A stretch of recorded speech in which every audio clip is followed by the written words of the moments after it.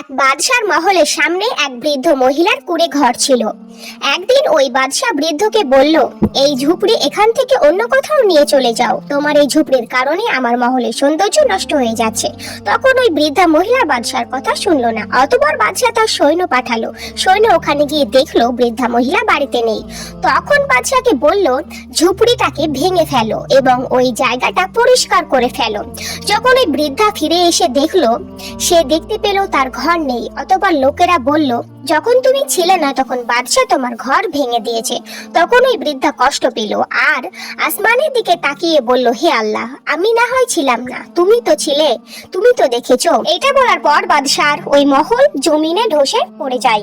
এই জন্য রাসূল সাল্লাল্লাহু আলাইহি ওয়াসাল্লাম বলেন, তোমরা সর্বদা মজলুমের বদদুয়া থেকে নিজেদের হেফাজত করো, কারণ মজলুমের বদদুয়া কোনো পর্দা ছাড়াই সোজা আল্লাহর আরশে পৌঁছে যায়।